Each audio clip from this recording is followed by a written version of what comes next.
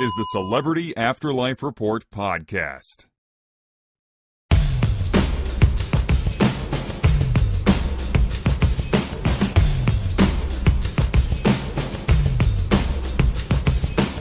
Hello! Thanks for being here for another edition of the Celebrity Afterlife Report, the only show on the internet that gives you the up-to-the-minute gossip about all your favorite deceased celebs.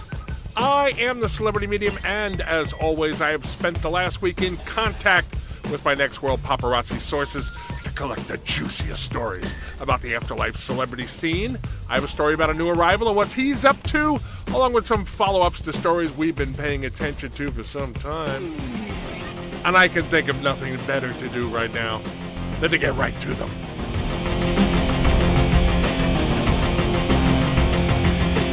Bronx, New York native Garry Marshall just arrived in the next world the other day. Garry is an actor, director, producer, and brother to Penny Marshall, who played Laverne on Laverne and Shirley, a show he helped create. He was also involved with Happy Days, Mork and Mindy, and many films, some of which he directed. Now, as he wasn't that well known to the general public, the crowd waiting to greet Garry upon his arrival wasn't huge, but it included many of his old showbiz friends, including Robin Williams, who of course starred on the aforementioned Mork and Mindy. Now, also in the crowd was Rudd Weatherwax, the man who created the Lassie TV show and movies. As you'll remember, on last week's report, before Garry Marshall transitioned to the afterlife, I told you that Weatherwax, buoyed by the unexpected success of his oddball all-dog buddy cop action movie, The Lassie Squad, decided to start an all-canine cable TV channel. After all of Marshall's friends had welcomed him to his new existence and things settled down a bit, Weatherwax introduced himself to Garry and immediately offered him a job as creative director of the as-yet unnamed channel. Marshall, I'm told by my sources, was in a great mood after seeing so many old friends. He laughed at the offer and said, "That's the craziest thing I've ever heard of. You know what? That sounds like fun. What the hell? I'll take the job." The two men shook on it and left together to go to Weatherwax's house where they could work out the details. Now, I know last week I said that an all-dog cable channel sounded absolutely insane to me, and I predicted it would be short-lived, but now with Garry Marshall on board, given his long track record in show business, I may have to eat those words. We'll see.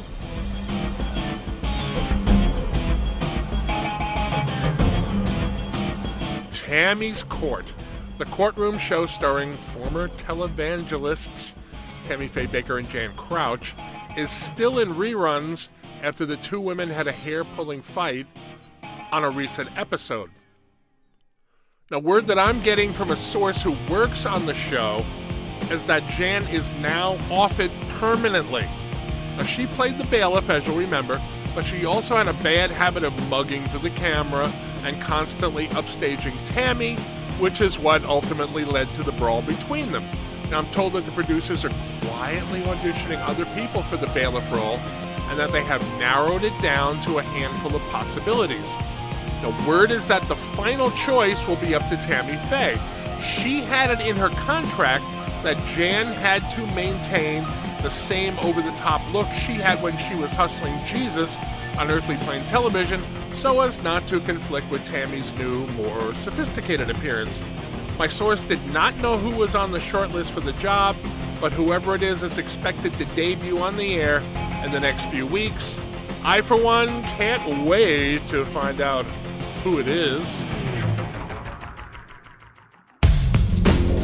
Last week I also told you that Abe Lincoln, who with his next world wife Whitney Houston walked off their reality show a few months back, is now in training to be a mixed martial artist. In his youth, Honest Abe wrestled at county fairs for money, and he has apparently been bitten by the grappling bug again. Sources close to the couple are whispering that his renewed passion for prize fighting is putting a strain on the marriage. Whitney is said to be very worried about her hubby's safety, while Mr. Lincoln is training several hours every day in a gym and trying to convince her he's going to be just fine. I'm going to be just fine, honey. Since last week, I have found out that the league Abe will be getting into the Octagon for is called Afterlife Martial Arts, or ALMA for short. There are rumors going around the next world that he has shaved his beard as well as his skull to look more menacing, although that hasn't yet been confirmed. Alma's promoters are said to be pushing Abe to tell them when he thinks he'll be ready for his first fight so they can promote it, as there has been a lot of interest in seeing his first bout. Abe has reportedly told them that when he's in fighting shape, they'll be the first to know. In other words, back off it, brother. As all that is going on, sources close to his wife are saying that Whitney is thinking about threatening divorce if he doesn't quit the league. That also has yet to be confirmed, but it seems certain that she is very unhappy about him becoming a fighter and that she may take drastic action of one kind or another to try to talk him out of it. This is a story to watch, and I intend to do just that as it unfolds.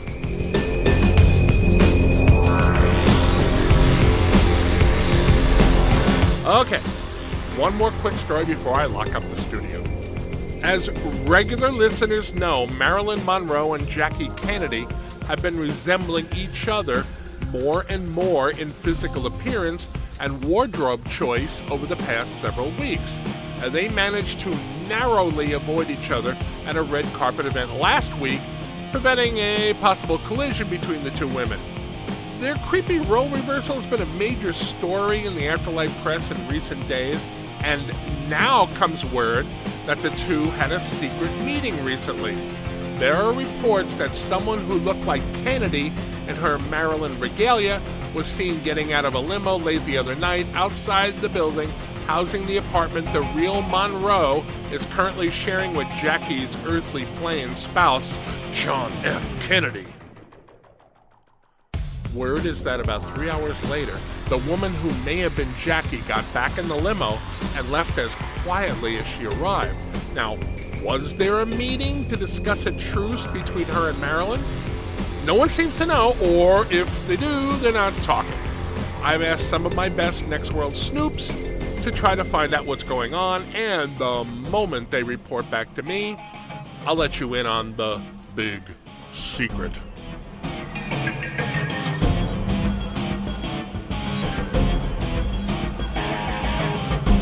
Okay, that's going to do it for this edition of The Report. Now, I have to take a quick trip across the country next week, so there will be no report. I will be back in 2 weeks' time, however, with more up-to-the-minute gossip about all your favorite deceased celebs. Between now and then, please spread the word that The Report is available for free on iTunes, in the Google Play Store, and if you're in the LA area, you can hear it on K-Chung Radio. I hope that wherever you are, it's not too hot and that you're enjoying your summer. I am the Celebrity Medium. Thanks for listening. I'll see you in 2 weeks.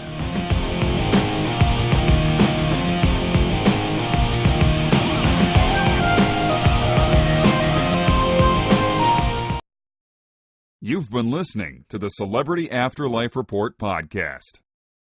To ask a question about your favorite deceased celebrity, call 818-3-MY-DREAM. 818-3-MY-DREAM. 818-369-3732.